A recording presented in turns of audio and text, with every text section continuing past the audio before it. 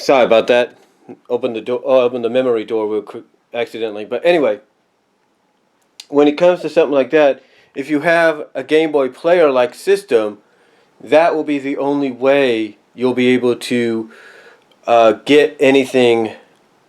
You'll be able to play a cartridge-based game is if you have a digital output for it to have access to.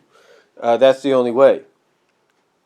And it's true. I mean, why do you think the Hyperlink and companies like them are bringing out systems of series like the Retron? Because they know that everybody can't play the old school games even with the help of a converter. And what the Retrons do is they basically rip the chip, they rip the signal of the game programming, and put it in, and make it into basically an emulator. That's why these Retrons, as popular as they might be in the eyes of some, are basically known as emulator systems, emulator consoles.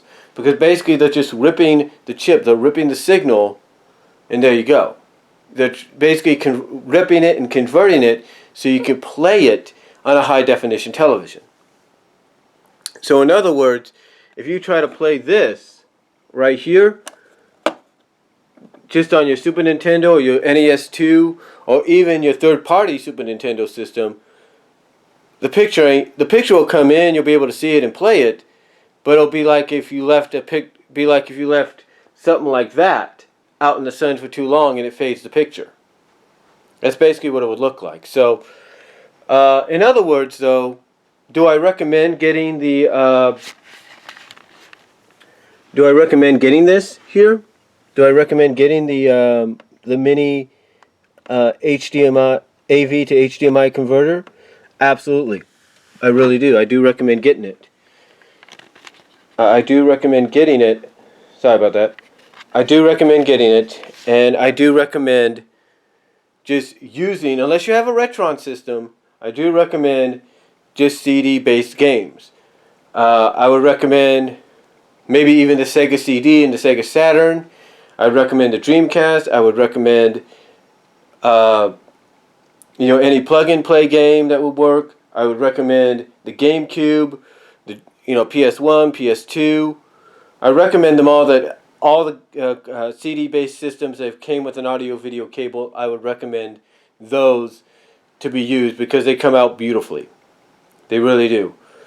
I can't say anything about the Neo Geo system, the original one with the big cartridges, but I'm pretty sure it, along with the Sega Genesis, the Master System, the original NES with the audio-video option, the Super Nintendo, as I mentioned, the 32X by Sega, and perhaps even the Neo Geo. Again, I can't really say anything about that, nor can I say anything about the TurboGrafx because, yes, it's a chip card, but I don't know if they're as affected as, a cartridge-based game. But overall, my suggestion is to go with the CD-based games, the digital-based games, the emulator-based games like the plug-and-plays. Those will work. The cartridge-based ones, it all depends, I believe, on the capacity they hold, on the CPU, on the RAM, on the memory they can allow to be converted. Because if it doesn't have enough memory or RAM or CPU in it, yeah, you'll be able to see the game and play it, but things like the color will look completely faded by 90%. So, but I do recommend getting an AV to HDMI converter or a VGA to HDMI converter.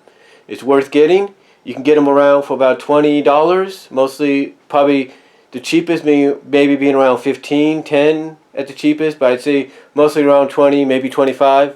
Get it though. It's going to be worth getting because you'll be able to finally play a lot of the systems that are not cartridge-based on your high-definition television, unless you have something like the Game Boy Player or you have something like the Retro Gen. Those might be the only exceptions. So that's all I'm going to say, folks. Let me know what you think down below, and I will talk to you all later. But I do recommend getting an AV to HDMI converter.